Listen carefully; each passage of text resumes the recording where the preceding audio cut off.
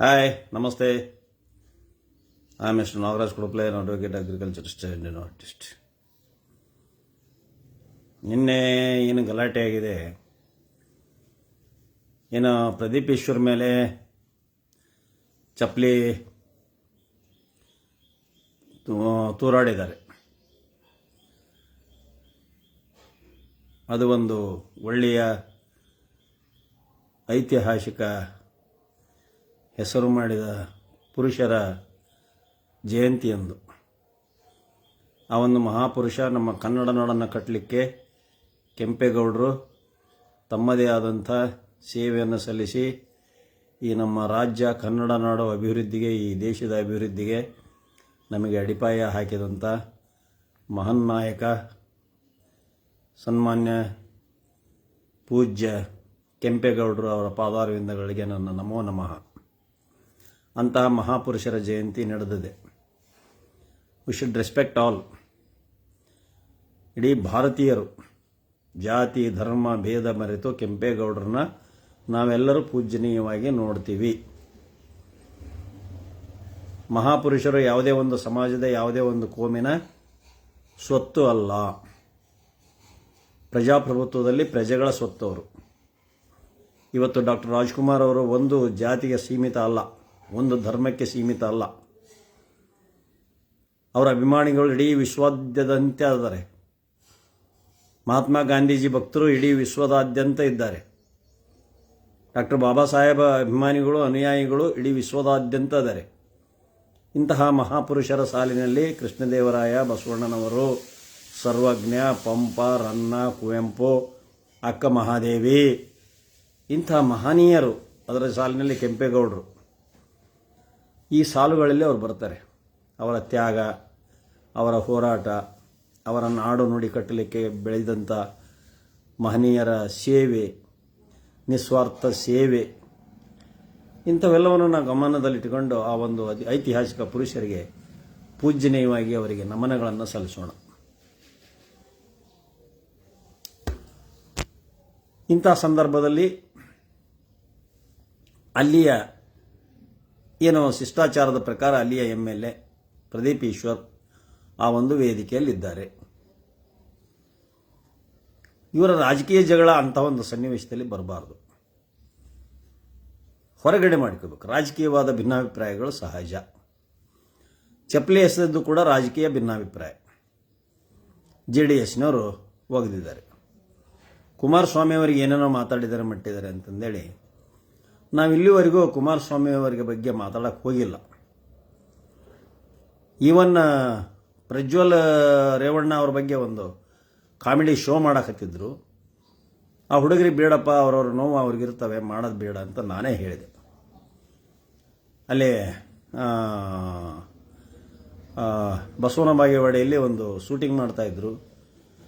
ಆಗ 2 ವರ್ಷದಿಂದ ಅದು ನಡೆದಿತ್ತು, ಪ್ರಜ್ವಲ್ ರೇವಣ್ಣ ಅವರದು. ಅದನ್ನು ಒಂದು ಕಾನ್ಸೆಪ್ಟ್ ಮಾಡಲಿಕ್ಕೆ ಹೊರಟಿದ್ರು ಅಲ್ಲಿ ಹುಡುಗರು.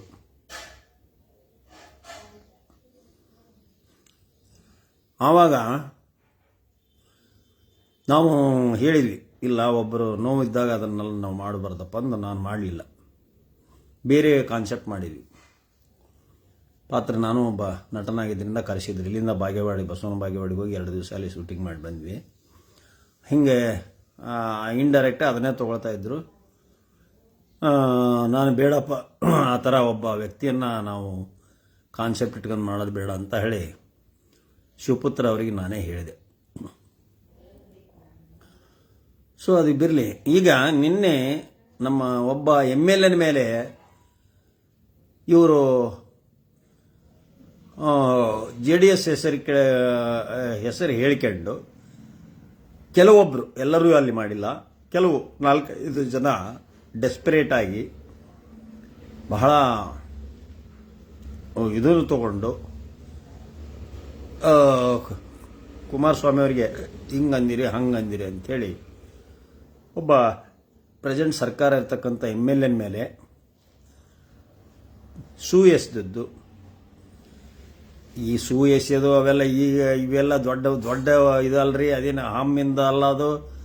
ಈಗ ಬುಷ್ನ ಮೇಲೂ ಒಗೆದಿದ್ರು ಶೂನ. ಅಮೆರಿಕ ಅಧ್ಯಕ್ಷ ಬುಷ್ ಮೇಲೆ ಶೂ ಎಸೆದಾಗ ಅವರ ಆ ಒಗದನ್ನ ಅರೆಸ್ಟು ಮಾಡಿಸ್ಲಿಲ್ಲ, ಬೇಡ ಬಿಟ್ಟು ಕಳಿಸಿರ್ತಗ ಅಂದರು. ಅವೆಲ್ಲ ವಿಕೃತ ಮನಸ್ಸಿನ ಇದು. ಈಗ ಮಳೆ ಹೊಡೆದು ಸಿಲಿಬೆಗೇರಿಸಿ ಅವ್ರನ್ನ ಜಿಸಸ್ ಅವ್ರನ್ನ ಇದನ್ನು ಮಾಡಿದಾಗ ಮುಳ್ಳಿನ ಕಿರೀಟ ತೊಡಿಸಿದಾಗ ಅವರು ಏನಂದ್ರು ಅಂದರೆ, ಜಿಸಸ್ ಅವರು, ದೇವರೇ ಅವರಿಗೆ ತಪ್ಪು ಮಾಡ್ತೇವೆ ಅನ್ನೋ ಪರಿಜ್ಞಾನ ಇಲ್ಲ, ಅವ್ರನ್ನ ಕ್ಷಮೆ ಮಾಡು. ಅದರ ಅರ್ಥ ಏನಂದರೆ, ಜಿಸಸ್ ಅವರು ಏನು ಸಮಾಜಕ್ಕೆ ಮೆಸೇಜ್ ಕೊಟ್ಟದ್ರ ಅಂದರೆ, ನಾನೇನು ಕ್ರಿಶ್ಚಿಯನ್ ಓಲೈಸಕ್ಕಾಗಲಿ, ಮುಸ್ಲಿಂ ಓಲೈಸಕ್ಕೆ, ಹಿಂದೂಗಳು ಓಲೈಸಕ್ಕಾಗಲಿ ನಾನು ಮಾತಾಡೋದಿಲ್ಲ. ಇತಿಹಾಸ ಪುರುಷರು ಏನು ಹೇಳಿರ್ತಾರೆ ಅದನ್ನು ಕೆಲವೊಂದು ಸಂದರ್ಭಗಳಲ್ಲಿ ನಾವು ಉಪಯೋಗ ತಗೋಬೇಕು. ಬಸವಣ್ಣನವರು ಏನು ಹೇಳಿದ್ದಾರೆ? ಕಳ ಬೇಡ, ಕೊಲೆ ಬೇಡ, ಕೊಲೆ ಬೇಡ ಅಂದ್ರೆ ಹಿಂಸೆ ಬೇಡ ಅಂತ ಹೇಳಿದ್ದಾರೆ. ಗಾಂಧೀಜಿ ಹೇಳಿದರೆ ಅಹಿಂಸೆ ಅಂತ ಹೇಳಿದ್ದಾರೆ. ಸೊ ಅಲ್ಲಿ ಕುಮಾರಸ್ವಾಮಿಯವರು ಮತ್ತು ಪ್ರದೀಪ್ ಈಶ್ವರ್ ನಡುವೆ ಮಾತಿನ ಚಕಮಕಿ ನಡೆದಿದ್ದಾವೆ. ಒಬ್ಬರಿಗೊಬ್ಬರು ಇನ್ಸಲ್ಟ್ ಆಗುವ ರೀತಿಯಲ್ಲಿ ಮಾತಾಡಿದ್ದಾರೆ. ಇದನ್ನು ನಾವು ಒಪ್ಪಬಹುದು. ಆ ಇನ್ಸಲ್ಟ್ ಆಗಿದ್ದಕ್ಕೆ ಅದಕ್ಕೆ ಸೆಕ್ಷನ್ಸ್ ಅದಾವೆ, ಕಾನೂನಿದೆ, ಸಂವಿಧಾನ ಇದೆ. ಪ್ರದೀಪ್ ಈಶ್ವರ್ ಮೇಲೆ ಒಂದು ಡಿಫಮೇಟರಿ ಕೇಸನ್ನು ಕೊಡಬಹುದಾಗಿತ್ತು ಸೆಂಟ್ರಲ್ ಮಿನಿಸ್ಟರ್ ಆಗಿ. ಅವರ ಅನುಯಾಯಿಗಳು ಅಂತ ಹೇಳ್ಕೊಂಡು ಆ ರೀತಿ ಮಾಡಲಿಕ್ಕೆ ಕುಮಾರಣ್ಣವ್ರ ಹೆಸರು ಕೆಡಿಸ್ಲಿಕ್ಕೆ ಇರಬಹುದೇನೋ. ಕುಮಾರಸ್ವಾಮಿ ಅವರು ಇಂಥದ್ದೆಲ್ಲ ಹೇಳಿ ಮಾಡಿಸ್ತಾರೆ ಅಂತ ನನಗೇನು ನಂಬಕ್ ಆಗ್ತಾ ಇಲ್ಲ. ಇದರಿಂದ ಏನಾಗಿದೆ ಅಂದರೆ, ಈ ಉತ್ತರ ಕರ್ನಾಟಕದ ನಮ್ಮ ಕೆಲವೊಂದು ಹುಡುಗರು JDS ಅನ್ನ ಫ್ಲಾಗ್ ಹಾಕೊಂಡು ಮಾಡ್ತಾ ಇದ್ದಾರೆ. ಇಲ್ಲೇ ರಾಣೆಬೆನ್ನೂರಿಗೆ ಬರ್ರಿ, ನಮ್ಮ ಮಂಜು ಗೌಡ ಶಿವಣ್ಣವ್ರು ಅಂತೇಳಿ 8,000 ಓಟ್ ತಗೊಂಡ ರಾಣೆಬೆನ್ನೂರಿನಲ್ಲಿ. ಅವನು ಸ್ವಂತ ಪ್ರತಿಜ್ಞೆಯಿಂದ, ಸ್ವಂತ ಇದರಿಂದ, ಅದು ಏನು ಕುಮಾರಸ್ವಾಮಿಯವರ ಇದರಿಂದ ಅಲ್ಲ. ಕುಮಾರಸ್ವಾಮಿಯವರ ಸಮಾಜದ ಜನ ನಮ್ಮ ರಾಣೆಬೆನ್ನೂರಿನಲ್ಲೂ ಇಲ್ಲ.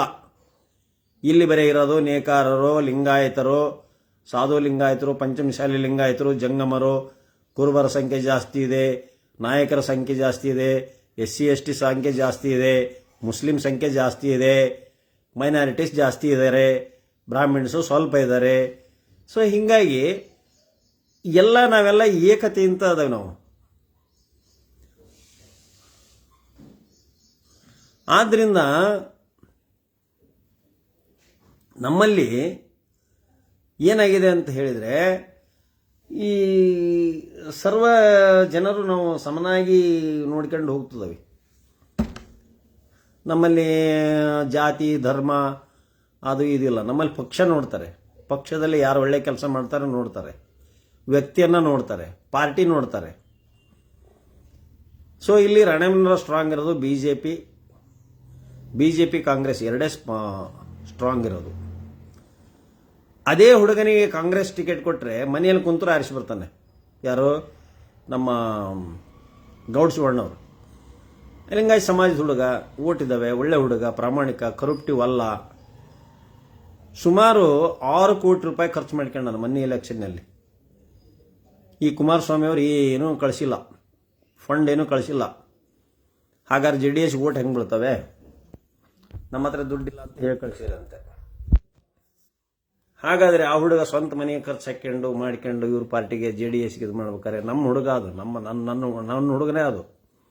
ನಮಗೆ ಒಡಹುಟ್ಟಿರಲಿಲ್ಲ ಅಂದ್ರೂ ನನ್ನ ತಮ್ಮ ಇದ್ದಂಗೆ ಅವನು, ಮಂಜು ಗೌಡ ಶಿವಣ್ಣವರು.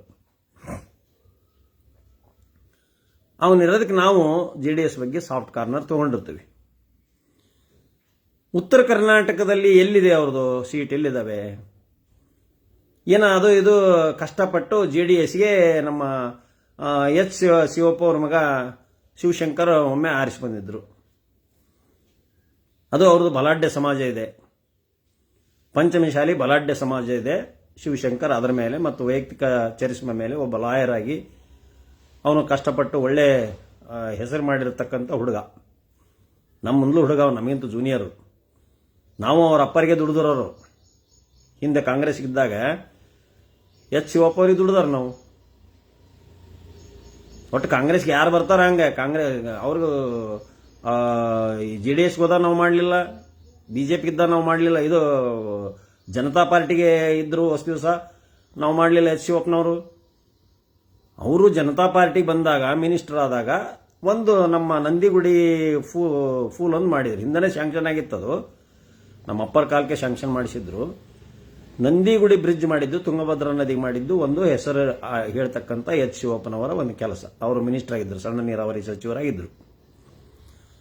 ಸೊ ಹೀಗಾಗಿ ಶಿವಶಂಕರ್ ಹೋರಾಟದ ಹುಡುಗ, ತತ್ವ ಸಿದ್ಧಾಂತದ ಹುಡುಗ, ಸಂವಿಧಾನ ಮತ್ತು ಕಾನೂನನ್ನು ಗೌರವಿಸುವ ಹುಡುಗ, ಕೋಮುವಾದಿ ಅಲ್ಲ, ಜಾತಿವಾದಿನೂ ಅಲ್ಲ. ಆದರೆ ಆ ಶಿವಶಂಕರ್ ಜೊತೆಗೆ ಈ ರಾಣೆಬೆನ್ನೂರ ಅದೇ ಪಂಚಮಶಾಲಿ ಸಮಾಜದ ಅರುಣ್ ಕುಮಾರನ್ನು ಹೋಲಿಸಲಿಕ್ಕಾಗೋದಿಲ್ಲ. ಈ ನಮ್ಮ ಅರುಣ್ ಕುಮಾರ್ ಈ ಹಿಂದಿರ್ತಕ್ಕಂಥ ಹುಡುಗರ ಮಾತು ಕೇಳಿ ಕೆಡ್ತಾ ಇದ್ದಾನೆ. ಅದೇ ಈಗೇನು JDSನವ್ರು ಮಾಡಿದ್ರಲ್ಲ, ಆ ಕೆಲಸ ಮಾಡಕ್ಕೆ ನಮ್ಮ ಮನೆಗೆ ಬಂದರು. ರಾತ್ರಿ ಕೇಸ್ ಹಾಕಿದೆ, 30817/21 ಕೇಸು MLA MP ಕೋರ್ಟ್ನಾಗ ಸ್ಟ್ರಾಂಗ್ ನಡೀತಾ ಇದೆ. ಅದು ಕನ್ವಿಕ್ಷನ್ನೂ ಆಗ್ತದೆ, ಶಿಕ್ಷೆನೂ ಆಗ್ತದೆ. ನಾನೊಬ್ಬ ಲಾಯರ್, ನನ್ನ ಮನೆಗೆ ಆದಾಗ ನಾನು ಎವಿಡೆನ್ಸ್ ಹೇಳ್ತೀನಿ. ಬೇಕಾದ ಲಾಯರ್ ಬಂದು ನಾನು ಕ್ರಾಸ್ ಮಾಡಲಿ, ಸುಪ್ರೀಂ ಕೋರ್ಟ್ ಲಾಯರ್ಸ್ ಬಂದು ನಾನು ಕ್ರಾಸ್ ಮಾಡಲಿ, ಉತ್ತರ ಹೇಳ್ತೀನಿ ನಾನು. ಸೊ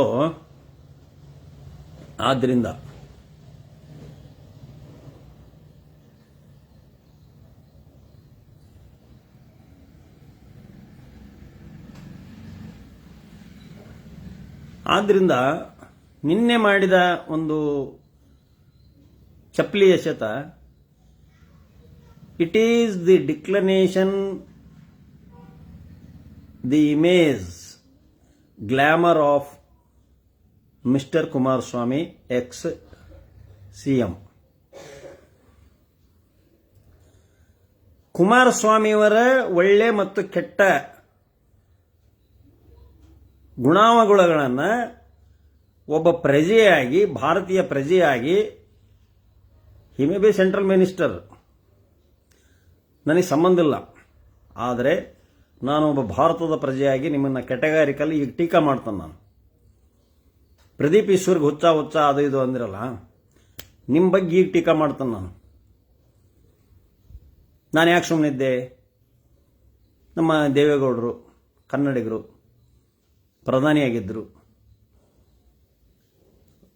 ಕೆಂಪು ಕೋಟೆ ಮೇಲೆ ಧ್ವಜವನ್ನು ಹಾರಿಸಿದಂಥ ದಕ್ಷಿಣ ಭಾರತದ ನಮ್ಮ ಕನ್ನಡಿಗ ದೇವೇಗೌಡರು, ಪೂಜ್ಯ ದೇವೇಗೌಡರು. ಇವತ್ತು ನಾವು ಅವ್ರಿಗೆ ಖಾಲಿ ಬೀಳುತ್ತೇವೆ. ಅವ್ರ ಬಗ್ಗೆ ನನಗೆ ಗೌರವ ಇದೆ, ಪೂಜ್ಯನೇ ಇದೆ, ಪೂಜ್ಯರವರು. ಇತಿಹಾಸದಲ್ಲಿ ಕರ್ನಾಟಕದಲ್ಲಿ ಯಾರಾದರೂ ಹೋಗಿ ಕೆಂಪು ಕೋಟೆ ಮೇಲೆ ಧ್ವಜ ಹಾರಿಸಿದ್ರೆ ಅದು ನಮ್ಮ ದೊಡ್ಡಗೌಡರು, ದೇವೇಗೌಡರು. ಅನೇಕ ರಾಜಕೀಯ ಮುತ್ಸದ್ದಿಗಳನ್ನು ಬೆಳೆಸಿದ್ದಾರೆ. ನಮ್ಮ ಸಿದ್ದರಾಮಯ್ಯನವರು ಬೆಳೆದಿರೋದು ಅದೇ ಗರಡಿ ಒಳಗೆ.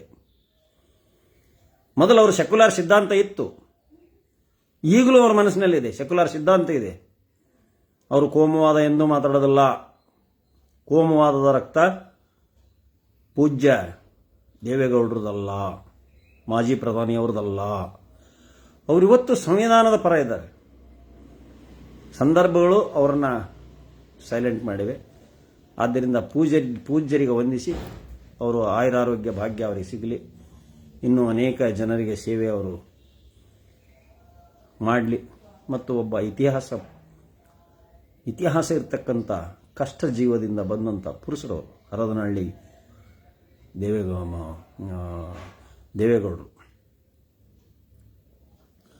ಸೊ ಅಂಥವರಲ್ಲಿ ಹೊಟ್ಟೆಯಲ್ಲಿ ಹುಟ್ಟಿದಂಥ ಕುಮಾರಸ್ವಾಮಿಯವರು. ನೀವು CM ಆಗಿದ್ದು ಹೇಗೆ? ಫಸ್ಟಿಗೆ CM ಆಗಿದ್ದು ಹೇಗೆ? ಹೌದಾ? ಈ 50-50 ಮಾಡ್ಕೊಂಡ್ರಿ. ಯಾರ ಜೊತೆಗೆ? BJP ಅವ್ರ ಜೊತೆಗೆ. ಮೊದಲು 2.5 ವರ್ಷ ಮಾಡಿ ಆಮೇಲೆ ಅವ್ರು ಕೂಡ ಹರ್ಕೊಂಡ್ರಿ. ಆಮೇಲೆ ಅವರು ಮಾಡಿಕೊಂಡು 104 ಸೀಟ್ ಬಂದು, ಆಮೇಲೆ ಮತ್ತೆ ಅವ್ರು ಯಾರ್ಯಾರನ್ನ ಕರ್ಕೊಂಡು ಬಂದು 113 ಮಾಡಿಕೊಂಡ್ರು. ಆಮೇಲೆ ಮತ್ತೆ ಯಾರಿಗೂ ಮೆಜಾರಿಟಿ ಬರಲಿಲ್ಲ, ಅತಂತ್ರ ಆತು. ಆಗ JDSನವ್ರನ್ನ ಕರೆದು ನಮ್ಮ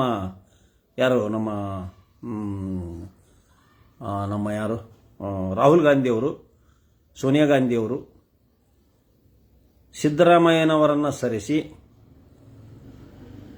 ನಿಮಗೆ ಕುಮಾರಸ್ವಾಮಿ ಅವರಿಗೆ ಚೀಫ್ ಮಿನಿಸ್ಟರ್ ಪಟ್ಟವನ್ನು ಕಟ್ಟಿದರು. ಆಗ ನಿಮಗೆ ಕುಮಾರಸ್ವಾಮಿ ಅವರಿಗೆ ಈ ಸಮ್ಮಿಶ್ರ ಸರ್ಕಾರ JDS ಪ್ಲಸ್ ಕಾಂಗ್ರೆಸ್ ಆದ ಸರ್ಕಾರವನ್ನು ನುಂಗಲು ಆಗ್ತಾ ಇರಲಿಲ್ಲ ಬಿಜೆಪಿಯವರಿಗೆ. ಇದೇ ಬಿಜೆಪಿಯವರು ನಿಮ್ಮನ್ನು ಹೆಂಗ ಬೇಕು ಹಂಗ ಟ್ರೋಲ್ ಮಾಡಿದ್ರು. ನಾವು ಟ್ರೋಲ್ಗೆ ವಿರೋಧ ಮಾಡಿದ್ವಿ. ನಾವು ನಿಮ್ಮ ಪರವಾಗಿ ನಾವಿದ್ವಿ, ನಿಮ್ಮ ಪರವಾಗಿ ನಾವಿದ್ವಿ, ಕುಮಾರಸ್ವಾಮಿ ಅವರ ಪರವಾಗಿದ್ವಿ ನಾವು. ಸೊ ಹಾಗಾದಾಗ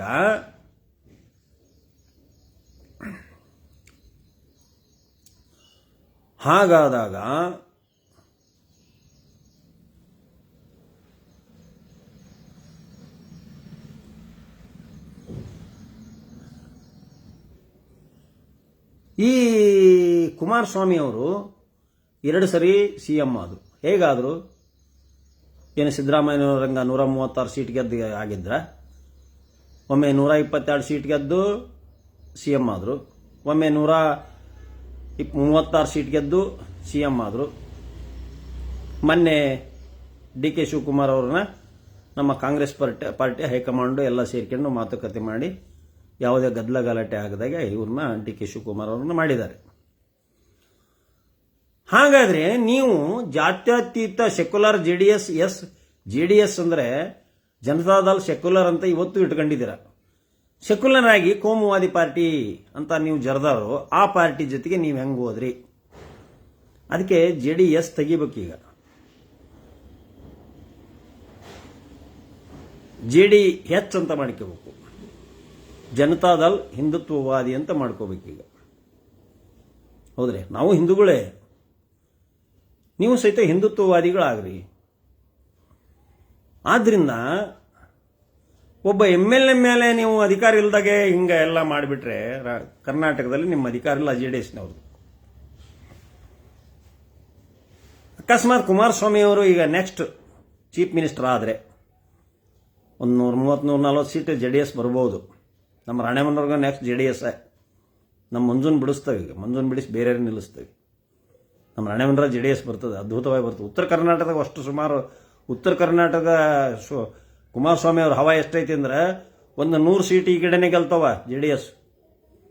ಇಲ್ಲಿಂದ ಕಲಬುರ್ಗಿ, ಬಿಜಾಪುರ, ಗುಲ್ಬರ್ಗ ಇವೆಲ್ಲವೂ ಸಹಿತ, ಬೀದರ್, ಅಲ್ಲೆಲ್ಲ ಲೆಕ್ಕ ಹಾಕಿಬಿಟ್ರೆ 100 ಸೀಟ್ ಬರ್ತಾವೆ. ಈ ಕಡೆ ಕರಾವಳಿ ಪ್ರದೇಶದಲ್ಲಿ ಅಲ್ಲೊಂದು 50 ಸೀಟ್ ಬರ್ತವೆ. ಹೀಗಾಗಿ ಅಲ್ಲಿ ಇದರೊಳಗೆ ತಮ್ಮವ ಏನು ಸ್ವಲ್ಪ ಒಂದು 18 ಸೀಟ್ ಇಟ್ಕೊಳ್ರಿ, ಅಲ್ಲಿ 168 ಸೀಟು JDS ಬರ್ತವೆ.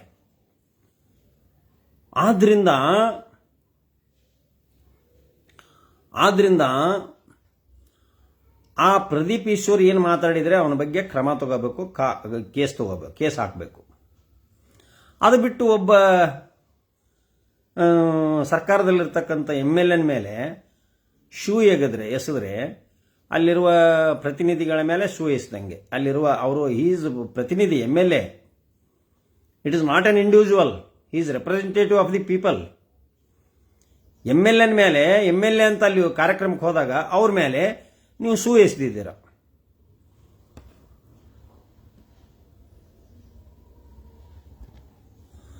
ಶೂ ಎಸ್ದಾಗ ಮತ್ತೆ ಏನಾಯ್ತದ? ಇಟ್ಸ್ ಡಿರ್ಲಿಪ್ಷನ್ ಅಂದ್ರೆ ಅಸಹಾಯಕತೆ. ನಮ್ಮ ಕುಮಾರಸ್ವಾಮಿಯವರು ಅಸಹಾಯಕರಾಗಿ ಕುಮಾರಸ್ವಾಮಿಯವರ ಹಿಂದಿರ್ತಕ್ಕಂಥವ್ರು. ಅದೇ ಮೇಲೆ ಏನು ಹೇಳಿದ್ರು ಅಂದರೆ, ಇವನು ಪ್ರದೀಪ್ ಈಶ್ವರ್ ಎಲ್ಲೋ ಒಂದು 4 ಮಂದಿ ಇಟ್ಕೊಂಡಾನೆ ಗುಂಡಾಗಳನ್ನ, ಆದರೆ ನನಗೆ ಇಡೀ ಕರ್ನಾಟಕದ ಜನ ಇದೆ ನನ್ನ ಹಿಂದೆ ಅಂತ ಹೇಳಿದರು. ಎಲ್ಲಿದೆ ಕರ್ನಾಟಕ ಜನ ನಿಮ್ಮ ಹಿಂದೆ? ಎಲ್ಲಿದೆ ಸ್ವಾಮಿ ನಿಮ್ಮ ಹಿಂದೆ ಜನ? ಸೀಟ್ ಗೆದ್ದು ತೋರಿಸ್ರಿ ಈ ಸಲ. ನೀವು BJPಗೆ ಯಾವಾಗ ಹೋದ್ರಿ ಆಗ ನಿಮ್ಮದು ಇದು ಆಯಿತು ಥರ ನಿಮ್ಮ JDS ವಿಲೀನ ಆದಂಗಾಗಿದೆ ಈಗ. ನಾನು ದ್ವೇಷದಿಂದ ಮಾತಾಡ್ತಾ ಇಲ್ಲ, ರಾಜಕೀಯ ವಿಶ್ಲೇಷಣೆಯನ್ನು ನಾನು ಸಣ್ಣನಿದ್ದಾಗ ನೋಡ್ಕೊಂತ ಬಂದವರನ್ನು ವಿಶ್ಲೇಷಣೆ ಮಾಡ್ತಾ ಇದ್ದೀನಿ. ರಾಜಕೀಯವಾಗಿ BJPಯವರು ನಿಮಗೆ ನಿಮ್ಮ ಪಕ್ಷವನ್ನು ಮೇಲೇಳಲು ಬಿಡುವುದಿಲ್ಲ. ಕಾರಣ ಈ MLN ಮೇಲೆ ತಾವುಗಳು ಮಾಡಿದ್ದು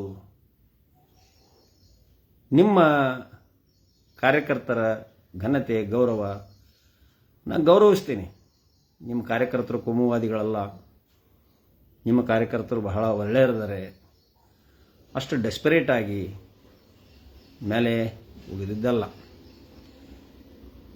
ಆದರೆ ಪ್ರದೀಪ್ ಈಶ್ವರ್ ತಪ್ಪು ಮಾತಾಡಿದರೆ ಅದಕ್ಕೆ ಕಾನೂನು ಕ್ರಮ ಇದೆ, ಪೊಲೀಸ್ ಇದೆ, ನೀವು ಕ್ರಮ ತಗೋಬೇಕಾಗಿತ್ತು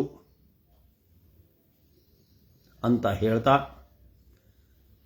ಪ್ರದೀಪ್ ಈಶ್ವರನ ಮೇಲೆ ಶೂ ಎಸೆತವನ್ನು ನಾನು ಈ ಮೂಲಕ ಖಂಡಿಸ್ತೀನಿ ಅಂತ ಹೇಳ್ತಾ ಈ ಒಂದು ಲೈವನ್ನು ಮುಗಿಸ್ತೀನಿ. ನಾಗರಾಜ್ ಕುಡುಪೆ, ರಾಣೆಬೆನ್ನೂರು. ಜೈ ಹಿಂದ್.